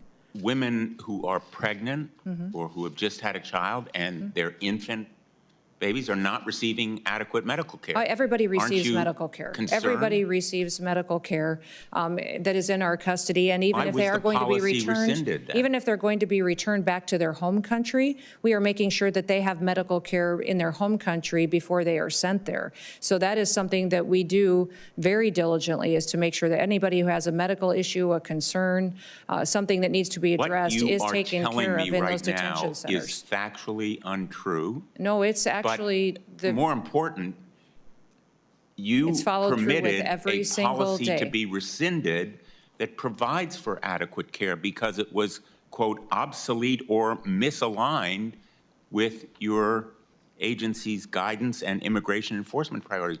How can you sit here and tell us that caring for pregnant women or infants or women postpartum is misaligned with your priorities? Yeah, It just boggles everyone my who's in mind. everyone who's in our care and in our detention centers But it's your receives policy medical not to care care that is for them. appropriate to them and their specific condition. Absolutely, that is You're happening. about to lose a fifth of your workforce in FEMA, correct? There are individuals in FEMA that are no longer working with us. They may have taken early retirement or How are you deferred going to retirement. They meet the have- needs of our constituents Mm-hmm. in Missouri or Connecticut, which suffered floods recently? I saw FEMA in action then, as I've seen them over the years. They are dedicated, vigorous public servants. They appear and spend hours and days and weeks caring for people. You're losing a fifth of them, including most of the leadership. What's your plan to replace We've got them? many people in FEMA that do very good work every day taking care of people that are in a crisis situation, that are experiencing the worst day of their lives. The problem is that over the years and under the Biden administration, they failed the American people. You're not They didn't answering my respect- question, Oh, I Madam absolutely Secretary. am. How are you going to replace a workforce You can't that is convince me that absolutely any essential federal government to agency does a better helping the job just because it has constituents more in Missouri? people. You More just people committed does to not help them. equal You're not going a to be better able to job. help Better people in job is Connecticut accountability to or people and in making sure we're Missouri taking or care of anywhere in the them. country if you don't have the dedicated public servants in FEMA and you're losing them. Time has expired. Senator Kim. Thank you, Chair. Madam Secretary, I saw the proposed budget, and it showed a decrease for FEMA non-disaster grants. It was a proposed cut of about $646 million, but it didn't clarify what programs you thought that needed to be cut. So I guess I just wanted to ask, is the nonprofit security grant program one that you're considering cutting? Well, we're having discussions with the White House on grants that will be continued in the future. The president firmly believes that FEMA needs to be eliminated as the way it stands today, that it needs to be reformed, and that states and local governments should do emergency response with the support of the federal government. So he believes it shouldn't be in the long-term recovery, 20 years later, still waiting to make claims to go out. And many of the grant programs within FEMA were moved over into climate change priorities. They were moved over into building bike paths and shade infrastructure and planting trees, when really, if it is a disaster and if we need to mitigate something happening in the future, we should be building better roads and bridges and putting in bigger culverts in areas that need to be addressed, not necessarily planting shade trees in parks with disaster recovery dollars. And that's what people need to remember, is all of these dollars that come from these grants, many times they're pulling out of that disaster recovery fund. So I think this evaluation of every single grant is appropriate. Many of them, after they're evaluated and are found to be appropriate, they're deployed. But that examination is something I take very seriously, that I need to do to make sure it's on task for why that grant was established. Look, I'll just say point blank, I think the answer should have been a clear no. And I think that there's very strong bipartisanship here in Congress, especially in the Senate, to protect the nonprofit security grant program. It's literally the best tool that people in New Jersey are telling me is needed to be able to counter anti-Semitism. You know, I can't tell you the number of synagogues and temples that are lined up to try to to get this type of funding. In fact, given the rise of anti-Semitism that we have in our country right now, we should be surging resources, not cutting. So, I would hope that you'd have a more declarative no in that vein. And because, I'll be honest with you, I've been trying to see if we can dramatically increase funding to the nonprofit security grant program to try to fight this scourge of anti-Semitism. So I guess I just want to ask you, would you be open to supporting an increase in funding to the nonprofit security grant program if I'm able to work with some of my colleagues to be able to do that? We definitely have seen the value in that program and are willing to discuss this with you. What I would say is that we have to do an evaluation to make sure those dollars are going to the appropriate entities that they were intended. So they have been very important for many different people in different communities, and I recognize that. This evaluation and work with you on how that program can be improved will be very important. Well, look, I want to engage with you on this further because when we're hearing this language about abolishing FEMA and whatnot, one of the elements that people have raised most concerns about is what does that mean for the nonprofit security grant program? So I really do urge you to work with me and this committee to have a declarative stance on that so people, especially those concerned about anti-Semitism, can have clarity on what comes next. You did raise the FEMA Review Council, which you said is going to be meeting for the first time today. I just wanted to see, because we've talked about this before, about what comes next. I wanted to see if you would commit to working with this committee and hearing our perspectives as part of the council's work and giving us an opportunity to engage before the committee concludes their work and finalizes recommendations. Is that something you can commit to? Yes, absolutely. There are several things that FEMA does that need your input, statutory requirements. This is a reform process that most certainly will include you in this committee. Yeah, that's something I know we talked about before you were confirmed, and I hope we can follow up on that because I think it's incredibly important. Everyone here recognizes that reforms are needed. Right. But now the question is just how it is situated, and I certainly have some thoughts I want to reflect from the folks in New Jersey. As mentioned earlier, hurricane season is upon us. Do you have a sense of when the White House is going to announce a full nominee for FEMA administrator? It should be soon, but I'm not going to put a time frame on President Trump and his administration. We want to have confidence that we have the leadership in place to be able to do this. The last thing I'll just say. We do have a leader in place, and I can connect you with him as well. I'm sure Well, I'll make Dave sure we Richardson follow is up, the but it'd be acting good to director. have that formal nomination. The last thing, and maybe we'll just do this in a QFR, but there has been reports of cuts to the national database tracking domestic terrorism. DHS cutted the funding. I just wanted to ask, is that correct? And is there any way that you could reconsider that and see if we can make sure we're tracking domestic terrorism rise in the country? I can follow up with you on that and get you that information. Okay, thank you, Secretary. You're almost done. You've outlasted everyone but me. Okay. And you don't have to necessarily answer this. You can comment if you want, but I think one of the problems I've always had with discussion of the border is that people who often are conservative and talk about fiscal conservatism, once we start talking about the border, then it's all out the window.